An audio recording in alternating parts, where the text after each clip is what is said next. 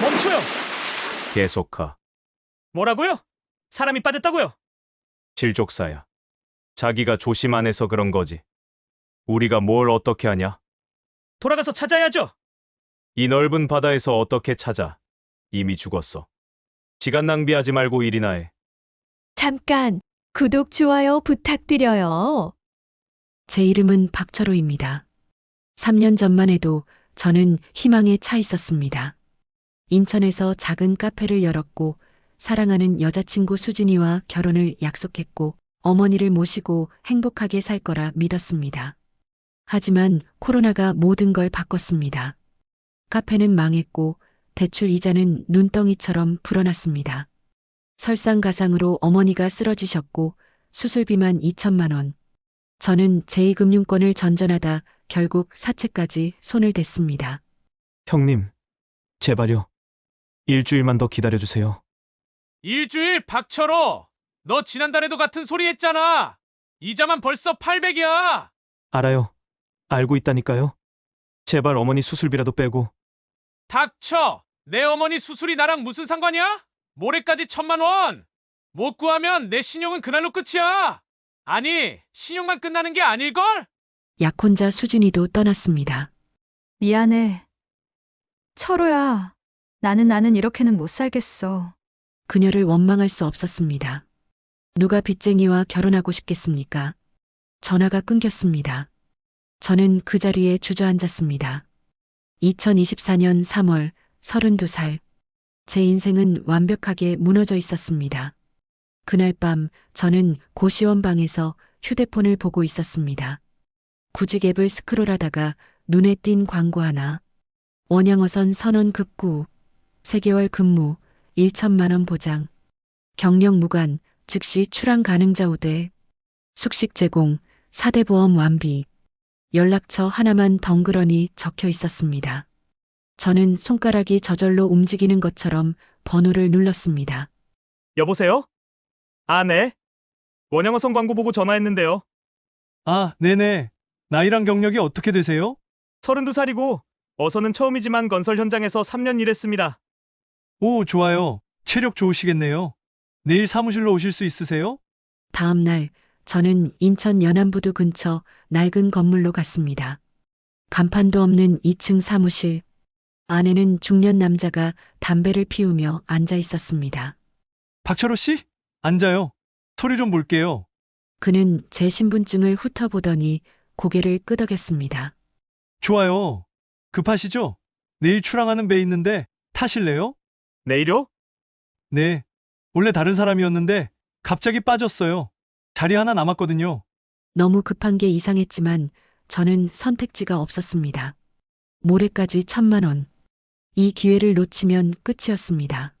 계약서 여기 있어요. 3개월 근무, 월 330만 원. 선불로 500 드릴게요. 선불. 그 단어가 귀를 파고들었습니다. 500만 원이면 일단 사채 이자라도 막을 수 있었습니다. 그런데 사대보험이랑 근로계약서는요? 그건 배 타고 나서 정리할게요. 급하시잖아요. 일단 선불부터 받으세요. 남자는 봉투를 내밀었습니다. 안에 현금 500만 원이 빼곡히 들어 있었습니다. 저는 그 순간 이상한 예감이 들었습니다. 하지만 손은 이미 봉투를 잡고 있었습니다. 어머니 수술비 이걸로 일단. 좋은 선택이에요. 내일 새벽 5시 연안부두 7번 선착장. 배 이름은 청해호예요. 다음 날 새벽 저는 작은 가방 하나만 들고 부두로 갔습니다. 어둠 속에서 배 한 척이 보였습니다. 생각보다 작고 낡았지만 저에겐 1,000만 원을 벌 수 있는 유일한 희망이었습니다. 선장이라는 사람이 나타났습니다. 50대 중반쯤 보이는 험상궂은 인상의 남자였습니다. 박철호? 네. 휴대폰 내놔. 네? 왜요? 바다에서 통신 안 돼. 보관했다가 돌아올 때 줄게. 저는 주저했지만 선장의 눈빛이 너무 날카로워서 휴대폰을 건넸습니다. 좋아. 올라타. 배가 출항했습니다. 인천 항구가 점점 멀어지고 새벽 안개가 모든 것을 삼켰습니다. 정말이지 그게 제가 본 육지의 마지막 모습이 될 줄은 몰랐습니다. 출항한 지 사흘이 지났습니다. 저는 그제야 깨달았습니다. 이곳이 지옥이라는 것을. 첫날, 저는 선실로 안내받았습니다. 6명이 자는 좁은 공간. 곰팡이 냄새가 진동했고, 침대는 녹슨 2층 침대 3개가 전부였습니다. 여기서 자면 돼. 밥은 하루 두 끼. 새벽 4시 기상, 밤 10시 취침. 선원 한 명이 무표정하게 말했습니다. 그는 30대 후반쯤 보였지만 얼굴에는 깊은 주름이 패여 있었습니다. 저 형님, 여기 일은 어떤 건가요? 곧 알게 될 거야. 말 많이 하지 마. 여기선 그의 눈빛에 두려움이 서려 있었습니다. 다음 날 새벽 4시 사이렌이 울렸습니다. 저는 갑판으로 끌려나갔습니다. 선장과 함께 서 있는 남자가 보였습니다. 키가 크고 근육질인 일본도를 허리춤에 찬 남자. 새끼들아, 잘 들어. 나는 김 감독이다. 너희는 지금부터 내 말만 들으면 돼. 알았어? 네, 크게. 네. 우리는 소리쳤습니다. 좋아. 오늘부터 그물 작업 시작이야. 하루 18시간. 쉬는 시간 없어. 못하면 밥도 없어. 18시간. 하루 2끼. 저는 계약서를 떠올렸습니다. 8시간 근무, 하루 3끼, 휴일 보장. 모든 게 거짓이었습니다. 저기요, 계약서랑 다른데요? 제가 손을 들었습니다. 김 감독이 저를 쳐다봤습니다. 그리고 다가왔습니다. 계약서? 그의 주먹이 제 배를 강타했습니다. 저는 갑판에 쓰러졌습니다. 계약서는 개뿔. 여긴 바다야. 육지 법 따위 안 통해. 알았어? 또 한 대. 이번엔 옆구리였습니다. 대답 안 해?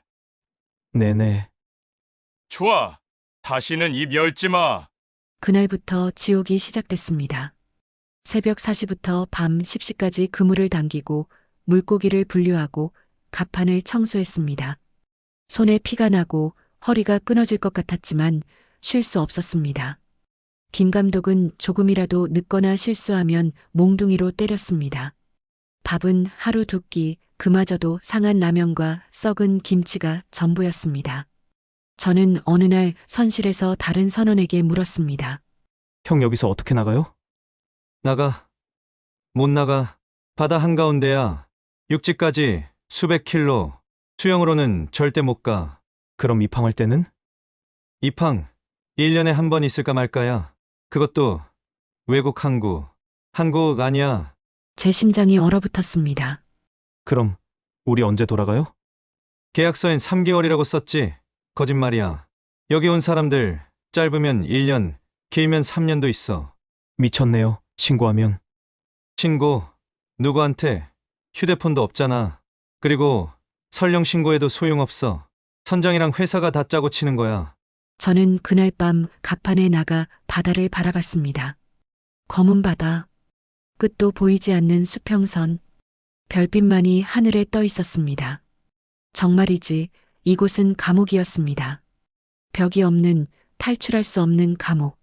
사흘 뒤 저는 또 다른 진실을 알게 됐습니다. 선실에 외국인 선원들이 있었습니다. 인도네시아, 필리핀, 베트남. 그들은 한국어를 할 줄 몰랐지만 눈빛으로 말했습니다. 우리도 똑같아. 어느 날 필리핀 선원 하나가 제게 쪽지를 건넸습니다. 영어로 이렇게 적혀 있었습니다. 3years. No home. help. 3년. 집에 못 간 지 3년. 저는 주먹을 쥐었습니다. 분노가 치밀어 올랐습니다. 하지만 아무것도 할 수 없었습니다. 이곳에선 김 감독의 말이 법이었고 선장이 신이었습니다. 그날 밤 저는 처음으로 울었습니다. 어머니 얼굴이 떠올랐습니다. 수술은 잘 받으셨을까? 제가 사라진 걸 알고 얼마나 걱정하실까? 정말이지 나는 이렇게 사라져도 되는 사람인가? 출항한 지 한 달이 지났습니다. 제 손은 굳은 살로 뒤덮였고 체중은 10kg 빠졌습니다. 거울을 볼 수 없었지만 눈밑이 꺼진 걸 느낄 수 있었습니다. 그날은 유난히 파도가 거셌습니다. 태풍이 지나간 직후라 바다가 검게 일렁였습니다. 우리는 갑판에서 그물을 정리하고 있었습니다. 같은 선실을 쓰는 정수형이 옆에서 일하고 있었습니다. 28살 저보다 4살 어렸지만 이곳에 온 지는 저보다 2달 먼저였습니다. 철호야, 조심해. 오늘 감독 기분 안 좋아. 네, 형. 그 순간이었습니다. 정수형이 발을 헛디뎠습니다. 젖은 갑판에 미끄러져 난간 쪽으로 넘어갔습니다. 형! 저는 손을 뻗었지만 닿지 않았습니다. 정수형의 몸이 난간을 넘어갔습니다. 하지만 이상했습니다. 그 순간 김 감독이 바로 옆에 서 있었습니다. 그는 정수형을 잡을 수 있었습니다. 손을 뻗기만 하면 됐습니다. 하지만 그는 그러지 않았습니다. 그저 지켜봤습니다. 형! 정수형이 바다로 떨어졌습니다. 첨벙 소리가 파도 소리에 묻혔습니다. 저는 난간으로 달려가 소리쳤습니다. 사람 빠졌어요! 멈춰요! 하지만 배는 멈추지 않았습니다. 선장이 조타실에서 고개를 내밀더니 차갑게 말했습니다. 계속 가. 뭐라고요? 사람이 빠졌다고요? 실족사야. 자기가 조심 안 해서 그런 거지. 우리가 뭘 어떻게 하냐? 돌아가서 찾아야죠! 이 넓은 바다에서 어떻게 찾아? 이미 죽었어. 시간 낭비하지 말고 일이나 해. 저는 그 순간 깨달았습니다. 이것이 사고가 아니라는 것을. 김 감독의 눈빛, 선장의 무관심, 모든 게 계획된 것처럼 느껴졌습니다. 그날 밤 저는 선실에서 정수형의 빈 침대를 바라봤습니다. 그의 짐은 이미 치워져 있었습니다. 사진 한 장, 옷가지 몇 벌, 그게 전부였습니다. 저기 정수형은 왜? 제가 다른 선원에게 물었을 때 그는 손가락을 입술에 갖다 댔습니다. 쉬. 말하지 마. 너도 그렇게 되고 싶어? 그게 무슨... 정수는 도망가려다 걸렸어. 작년에 입항했을 때 도망치려고 했는데 잡혔지. 그 이후로 감독이 계속 눈독 들였어. 제 몸이 얼어붙었습니다. 그럼 오늘 그건 사고 아니야. 저 새끼들이 일부러 그런 거야. 저는 그날 밤 잠을 이룰 수 없었습니다. 정수형의 마지막 표정이 눈에 아른거렸습니다. 공포와 절망이 뒤섞인 살려달라고 외치는 눈빛. 다음 날 아침 선장이 모두를 모았습니다. 어제 정수가 실족사했다. 바다 일은 위험하다. 너희도 조심하라고. 그게 전부였습니다. 장례식도 없었고 묵념도 없었고 신고도 없었습니다. 한 사람의 죽음이 그렇게 간단히 처리됐습니다. 저는 그날 갑판에서 일하며 결심했습니다. 나는 정수형처럼 죽지 않겠다고. 이곳에서 반드시 살아서 나가겠다고. 그리고 이 새끼들을 반드시 법정에 세우겠다고. 손에 쥔 밧줄이 피가 날 정도로 세게 움켜졌습니다. 하지만 아프지 않았습니다. 분노가 고통을 삼켰습니다. 정말이지 살아남는 것. 그것이 제가 할 수 있는 유일한 복수였습니다. 정수형이 죽은 지 일주일이 지났습니다. 저는 조용히 관찰하기 시작했습니다. 언제 감독의 감시가 느슨해지는지, 선장실 열쇠는 어디 있는지, 구명조끼는 몇 개나 있는지. 탈출. 불가능해 보였지만 포기할 수 없었습니다. 어느 날 밤 갑판에서 담배를 피우고 있는데 누군가 다가왔습니다. 40대 중반쯤 보이는 선원이었습니다. 얼굴에 긴 흉터가 있고 오른쪽 귀가 반쯤 잘려나간 남자. 박철호지. 네, 누구세요? 민수. 그냥 민수 형이라고 불러. 담배 피워. 그가 담배 한 개비를 건넸습니다. 저는 원래 담배를 피우지 않았지만 받았습니다. 정수 친했어. 내 같은 방이었어요. 불쌍한 놈. 28밖에 안 됐는데. 민수 형이 바다를 바라보며 말했습니다. 형은 정수형 사고 아니라는 거 알고 계세요? 제가 조심스럽게 물었습니다. 민수 형이 저를 쳐다봤습니다. 당연하지. 이 배에 사고는 없어. 다 계획된 거야. 그럼 왜? 왜 아무도 신고 안 하냐고. 신고할 방법이 없으니까. 그리고 설령 신고해도 증거가 없어. 바다 한가운데서 사라진 사람, 누가 관심이나 가져? 민수 형이 담배를 한 모금 깊게 빨았습니다. 철호야, 너 여기서 나가고 싶지? 제 심장이 뛰기 시작했습니다. 네. 나도 그래. 이 배에 탄 지 2년 됐어. 처음엔 6개월이라고 했지. 근데 계속 연장시키더라고. 도망가려고 했는데 걸렸어. 그가 오른쪽 귀를 가리켰습니다. 이게 그때 얻은 거야. 감독이 칼로 잘라버렸지. 다음엔 목을 자른다고 하더라. 저는 숨이 막혔습니다. 그런데 형, 왜 저한테? 너 눈빛이 다르더라고. 아직 안 죽은 눈이야. 정수처럼 포기한 눈이 아니야. 민수 형이 주위를 살피더니 낮은 목소리로 말했습니다. 다음 달 말쯤 대만에 입항한다. 물고기 하역하고 연료 보급하는 날이야. 그때가 기회야. 하지만 감시가 그래서 혼자는 안 돼. 여럿이 움직여야 해. 나는 엔진실 담당이야. 너는 갑판 쪽이고. 우리가 같이 움직이면 가능성이 있어. 근데 성공하면 우리 어디로 가요? 대만 해경에 신고하는 거야. 이건 국제 범죄야. 강제 노역, 폭행, 살인 미수. 증거만 있으면 잡을 수 있어. 민수 형은 주머니에서 작은 USB를 꺼냈습니다. 이거 봐. 몰래 찍은 영상이야. 감독이 때리는 거, 18시간 노동, 외국인 선원들 학대하는 거. 다 여기 있어. 어떻게 이런 걸? 작년에 입항했을 때 중고폰 하나 샀어. 버튼 누르면 자동 녹화되는 거. 몰래 숨겨뒀지. 저는 민수 형을 새롭게 봤습니다. 이 사람은 2년 동안 계획하고 있었던 것입니다. 형, 저도 도울게요. 뭐 하면 돼요?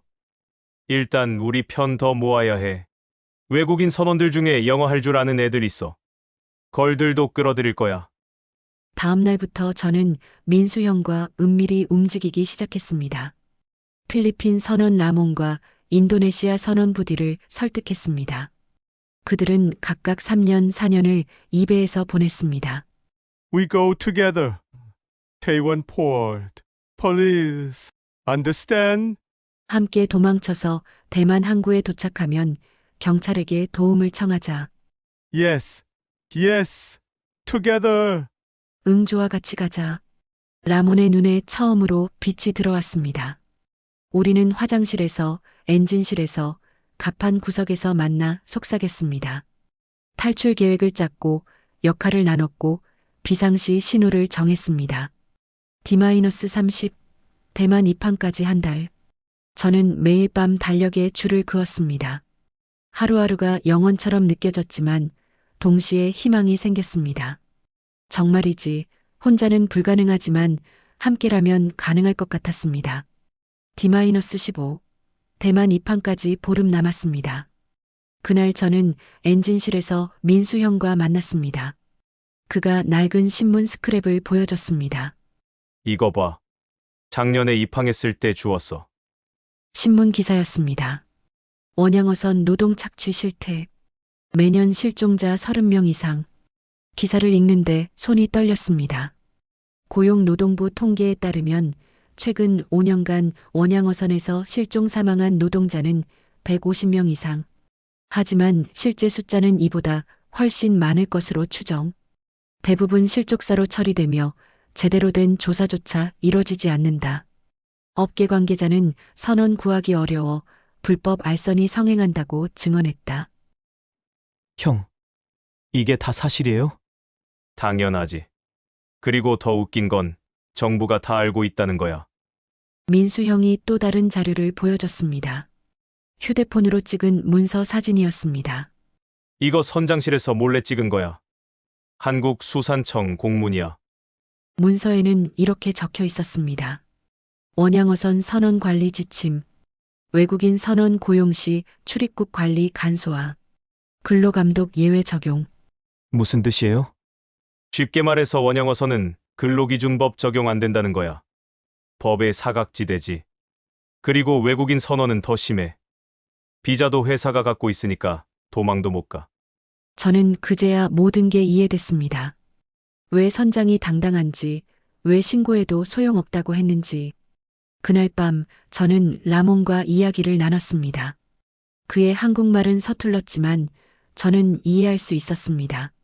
한국 회사가 좋은 일자리, 좋은 돈 준다고 했어요. 하지만 거짓말이었어요. 가족에게 돈을 보내는데 회사가 가져가요. 빚이 있다고 해요. 계속 빚만 늘어나요. 처음엔 3,000달러였던 빚이 지금은 10,000달러. 이자와 수수료, 숙식비를 계속 붙이는 것입니다.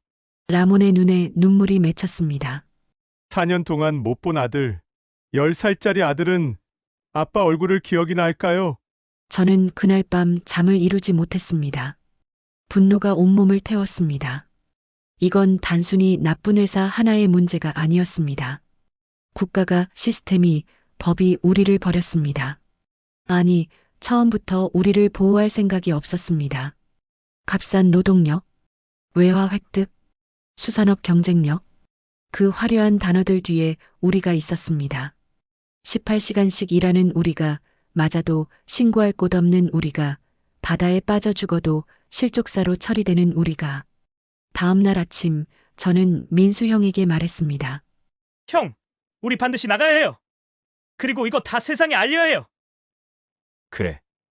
우리가 안 하면 아무도 안 해. 계속 정수 같은 놈들만 늘어날 뿐이야.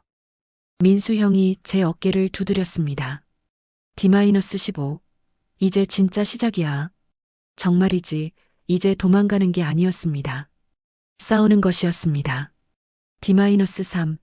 대만 입항까지 사흘 남았습니다. 모든 준비가 끝났습니다. 민수 형의 USB, 우리 5명의 증언, 그리고 입항하자마자 대만 해경에 신고하기로 한 계획. 하지만 그날 밤 모든 게 무너졌습니다. 저녁 10시쯤 갑자기 사이렌이 울렸습니다. 비상소집이었습니다. 우리는 갑판으로 끌려나갔습니다. 선장과 김 감독이 서 있었고 그 옆에 부디가 무릎 꿇고 있었습니다. 이 새끼가 뭘 갖고 있는지 아냐? 김 감독이 손에 든 것을 보여줬습니다. 민수 형의 USB였습니다. 제 심장이 멎었습니다. 도망갈 생각을 하고 있었어. 누가 주동자야? 김 감독이 몽둥이로 부디의 등을 내리쳤습니다. 부디가 비명을 질렀습니다. 말 안 해? 누가 시켰어? 또 한 대. 부디가 피를 토했습니다. 민수! 민수! 부디가 울부짖으며 민수 형을 가리켰습니다. 민수 형이 앞으로 걸어 나왔습니다.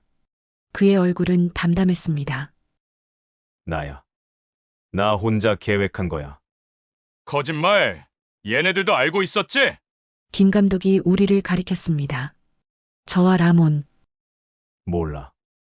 얘네들은 아무것도 몰라. 닥쳐. 김 감독의 주먹이 민수 형의 얼굴을 강타했습니다. 민수 형이 갑판에 쓰러졌습니다. 이 새끼가 2년 동안 날 속였어? USB에 뭐가 있는지 봤어? 증거 모았다며? 또 발길질. 민수 형의 갈비뼈가 부러지는 소리가 들렸습니다. 저는 참을 수 없었습니다. 그만해요. 제가 앞으로 나섰습니다. 저도 알고 있었어요. 민수 형 혼자 한 게 아니에요. 오, 새끼가 용감하네. 김 감독이 저를 향해 다가왔습니다. 그리고 몽둥이가 제 다리를 강타했습니다. 저는 바닥에 쓰러졌습니다. 통증이 온몸을 휘감았습니다. 너희 같은 새끼들이 감히 나한테 덤벼. 여기가 어딘 줄 알아? 몽둥이가 계속 내려왔습니다. 등, 팔, 다리. 저는 정신을 잃을 것 같았습니다. 그만! 선장이 소리쳤습니다. 죽이면 안 돼. 입항하면 조사받아. 적당히 해. 김 감독이 몽둥이를 내려놓았습니다. 민수는 엔진실 감금. 얘네 둘은 냉동창고. 살동안물하고 빵만 줘. 우리는 끌려갔습니다.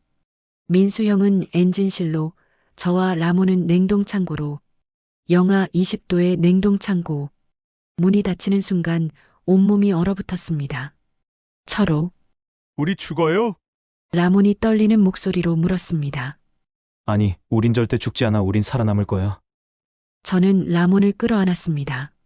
서로의 체온으로 버텨야 했습니다. 1시간이 지나고 2시간이 지났습니다. 손가락 감각이 없어졌습니다. 입술이 파랗게 변했습니다. 서로 나는 안 될 것 같아. 안 돼. 정신 차려. 나한테 계속 말해. 너의 아들 이름이 뭐라고 했지? 앤디. 좋아, 앤디를 생각해. 앤디를 만나러 집에 가야 해. 우리는 서로를 깨우며 버텼습니다. 죽으면 안 됐습니다. 여기서 죽으면 모든 게 끝이었습니다. 사흘째 되는 날 문이 열렸습니다. 김 감독이 물과 빵 한 조각을 던졌습니다. 내일 입항한다. 경찰 오면 입 닥치고 있어. 한마디라도 하면 바다에 던져버릴 거야. 알았어? 저는 고개를 끄덕였습니다. 하지만 속으로 다짐했습니다. 절대 안 돼. 나는 반드시 말할 거야. 정말이지, 이게 끝이 아니었습니다. 아직 끝나지 않았습니다. 다음 날 아침, 배는 대만 가오슝항에 입항했습니다. 3개월 만에 보는 육지였습니다. 하지만 저희는 창고에 갇혀 있었습니다. 조용히 있어. 검사관들 오면 한마디도 하지 마. 알았지? 김 감독이 문을 열고 경고했습니다. 1시간쯤 지났을 때 위에서 소리가 들렸습니다. 대만 항만청 검사관들이 올라온 것 같았습니다. 선장이 유창한 중국어로 대화하는 소리가 들렸습니다. 웃음소리도 들렸습니다. 형식적인 검사였습니다. 저는 라몬을 봤습니다. 그의 눈에도 똑같은 생각이 보였습니다. 지금이야. 헬프 도와줘요. 우리를. 라몬이 문을 두드리며 소리쳤습니다. 헬프. We are prisoners. 헬프. 도와주세요. 여기 사람 있어요. 저도 함께 소리쳤습니다. 도와주세요. 우리 갇혀 있어요. 위에서 소란스러운 소리가 들렸습니다. 발소리가 가까워졌습니다. 문이 열렸습니다. 대만 검사관 2명이 놀란 표정으로 우리를 바라봤습니다. 무슨 일입니까? We are forced labor. Illegal detention. He killed people. 우리는 강제 노동을 당하고 있어요. 불법 감금이에요. 그가 사람을 죽였어요. 라몬이 영어로 외쳤습니다. 김 감독이 달려왔습니다.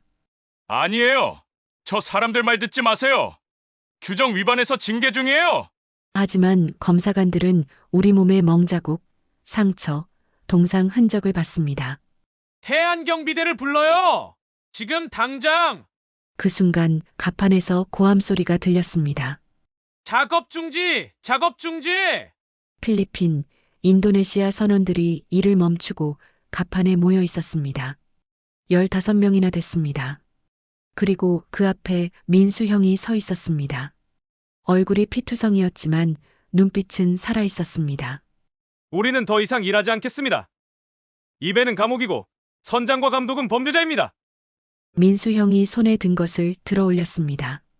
USB였습니다. 아니, USB가 2개였습니다. 이 안에 모든 증거가 있습니다. 폭행, 강제노역, 살인 전부 녹화했습니다. 제가 놀라서 물었습니다. 형, 그건 압수당했잖아요. 백업이야. 엔진실에 또 하나 숨겨놨지. 민수 형이 웃었습니다. 피가 섞인 웃음이었지만 승리의 웃음이었습니다. 대만 해경이 도착했습니다. 선장과 김 감독은 저항했지만 순식간에 제압됐습니다. 당신은 인신매매, 강제노동, 그리고 폭행 혐의로 체포됩니다. 수갑이 채워지는 소리. 그 소리가 이렇게 아름다울 줄 몰랐습니다. 우리는 해경배로 옮겨졌습니다. 따뜻한 담요를 받고 뜨거운 차를 마셨습니다. 라몬이 울기 시작했습니다. 우리 자유야? 우리는 자유야. 저도 눈물이 쏟아졌습니다. 병원으로 이송됐습니다. 의사들이 우리를 검사했습니다. 골절, 동상, 영양실조, 외상 후 스트레스. 진단명이 쏟아졌습니다. 그날 저녁 대만 경찰이 조사를 시작했습니다. 우리는 하나하나 증언했습니다. 민수 형의 USB는 결정적 증거가 됐습니다. 그리고 사흘 뒤 한국 언론이 도착했습니다. 원양어선 강제노역 실태 충격. 한국인 외국인 선원 15명 구조. 기자들이 카메라를 들이댔습니다. 저는 떨리는 목소리로 말했습니다. 저는 3개월 전 취업 사기로 이 배에 탔습니다. 계약서는 거짓이었고 저희는 18시간씩 일하며 폭행당했습니다. 동료 1명은 바다에 빠져 죽었습니다. 이건 개인의 범죄가 아닙니다. 시스템의 범죄입니다. 그날 밤 한국은 뒤집어졌습니다. SNS에 영상이 퍼졌고 뉴스 메인을 장식했고 국회에서 긴급 질의가 쏟아졌습니다. 정말이지 목소리를 낸다는 것. 그것이 가장 강력한 무기였습니다. 2025년 3월 1년이 흘렀습니다. 저는 지금 서울 영등포구에 있는 이주노동자 인권센터에서 일하고 있습니다. 33 살아서 돌아온 지 1년이 됐습니다. 오늘은 목요일입니다. 매주 목요일마다 저는 상담실에 앉아 전화를 받습니다. 여보세요. 이주노동자 인권센터입니다. 저 원양어선에서 일하는데요. 도와주실 수 있나요? 또 한 명입니다. 이번 달만 벌써 6번째 전화입니다. 네, 도와드릴 수 있습니다. 어떤 상황이신가요? 저는 경청합니다. 그의 이야기가 1년 전 제 이야기와 똑같다는 것을 알면서도 상담을 마치고 저는 창밖을 바라봅니다. 한강이 흐르고 있습니다. 1년 전 태평양 한가운데서 본 그 검은 바다와는 다릅니다. 이곳엔 육지가 있고 사람들이 있고 법이 있습니다. 하지만 여전히 바다 위에는 감옥 같은 배들이 있습니다. 선장과 김 감독은 징역 7년을 선고받았습니다. 회사 대표도 징역 5년. 하지만 저는 알고 있습니다. 이것으로 끝이 아니라는 것을. 민수 형은 지금 부산에서 선원 노조 활동을 하고 있습니다. 가끔 전화가 옵니다. 철호야, 오늘 또 한 명 구했어? 필리핀 선원인데 3년 동안 못 내렸. 형, 몸은 괜찮으세요? 갈비뼈가 좀 쑤시지. 근데 괜찮아. 너는? 저는 기침을 했습니다. 요즘 자주 기침이 납니다. 병원에서는 초기 진폐증이라고 했습니다. 냉동 창고에서 얼어붙은 공기를 마신 후유증이라고. 저도 괜찮아요, 형. 거짓말입니다. 밤마다 악몽을 꿉니다. 바다에 빠지는 정수형을 보는 꿈. 냉동 창고에 갇혀 얼어 죽는 꿈. 하지만 깨어나면 살아있습니다. 그것으로 충분합니다. 라몬은 필리핀으로 돌아갔습니다. 그가 보낸 사진을 보면 아들 안디와 함께 웃고 있습니다. 4년 만에 재회. 사진 뒤에 이렇게 적혀 있었습니다. 철호 고마워. 내가 내 목숨을 구했어. 앤디도 고맙다고 했어. 저는 그 사진을 액자에 넣어 책상에 뒀습니다. 오늘 저녁 저는 유튜브 라이브를 켰습니다. 철호의 노동이야기라는 채널입니다. 구독자가 15만 명이 넘었습니다. 안녕하세요, 여러분. 오늘은 제가 원양어선에서 겪었던 이야기를 들려드릴게요. 쉽지 않은 이야기지만 지금도 바다 위에서 갇혀 있는 분들을 위해 말씀드립니다. 댓글이 달립니다. 형 용기 내줘서 감사해요.